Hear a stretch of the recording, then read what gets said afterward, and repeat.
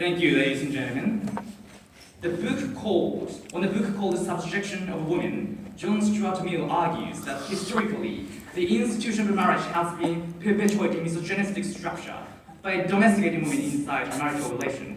Because once they opt in, it's hard to get out, right? We oppose this conservative conception of marriage. Somewhat they are here to defend conservative conception of marriage. Like marriage is meaningful only when these two parties love forever, like for whatever reason. Therefore, they have to lead amicable life with their children in a happy way. But reality isn't like that. Reality doesn't always, function in that way that they have described in the debate. There are some circumstances in which it's necessary for family to get divorced in order to maximize the benefit for the children, for example. There are some circumstances in which women have to be independent and pursue her own career away from any burden, like housework or other stuff that they have to do coercively inside the marital relation. Madam Speaker, Mr. Speaker, ladies and gentlemen, we believe that low bar for divorce genuinely liberalizes and enables individuals to pursue their own career they really want to pursue. And that's the beauty of our paradigm.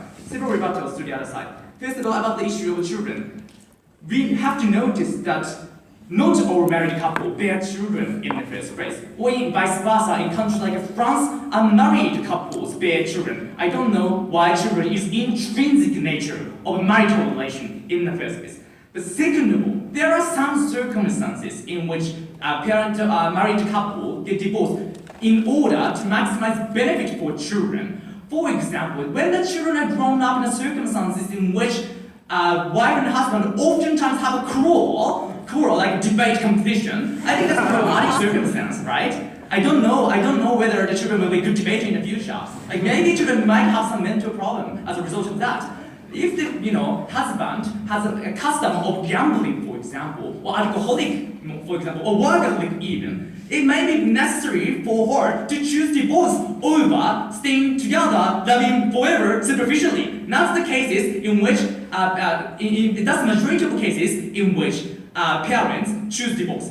But the problem in the status quo is when the women become single mother, there's a huge stigma upon her in the labor market, for example. There are limited options available for job and occupation that she can choose after getting divorced. In Japan, the single mother is labeled as one cross, which means she divorced, thereby she is no longer, recognized as I don't know, like cross, one cross. She's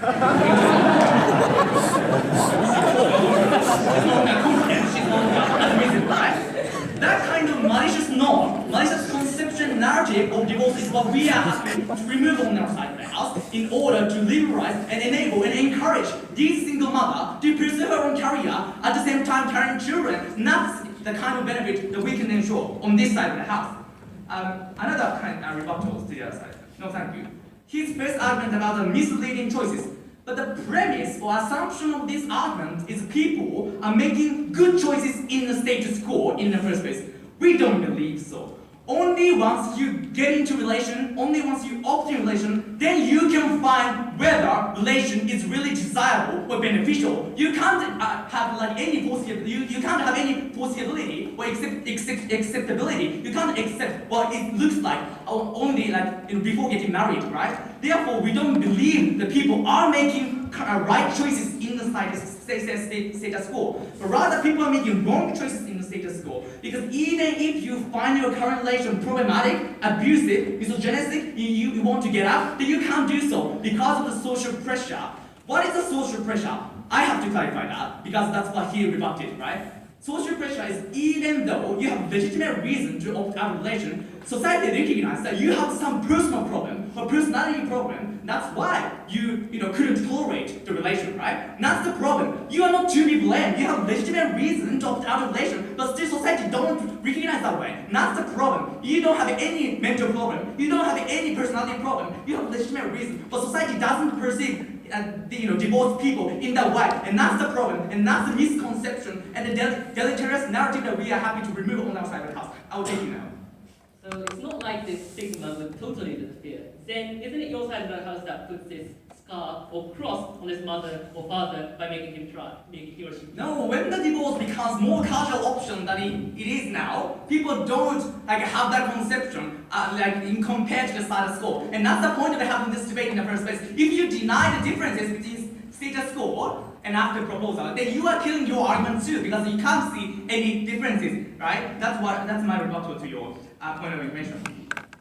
More than that, he said, in the case of domestic violence, then society can intervene. We are talking about more nuanced case, for example, the unfair relation, women, wife always take care of the children and engage house workers, right? That's not domestic violence, but that's so unfair relation, but we have to recognize. But when the marriage is so exclusionary and recognized as a private sphere, the community or surrounding people cannot really interfere or intervene, and that's the kind of sanctity of marriage we would like to remove by bringing bar very law, bringing the bar for the divorce very law by under our product.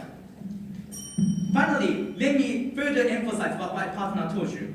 The scenarios like this, if you continue to stay inside a marriage relation, that's not beneficial for you. But if you opt out of relation, that's not beneficial for you. You are confined in the current system of misconception of divorce and misconception of marriage, right? Even though you want to pursue your own career, becoming free from any houseworks, still you can't choose another option because of the social stigma, which is limiting the choices available in the labor market. There are not many corporations that are willing to hire one-cross or divorced single women. Unfortunately, countries in Japan that has still misogynistic labor market structure, and that's the kind of problem that the people face after opting out in a relation. So in any scenario, people cannot maximize their own happiness and their own ways of living. And that's the problem. Therefore, we are happy to casualize the option of divorce in order to liberalize the marriage, which is consistent with the current movement of acceptance of gay marriage, a current movement of more liberal,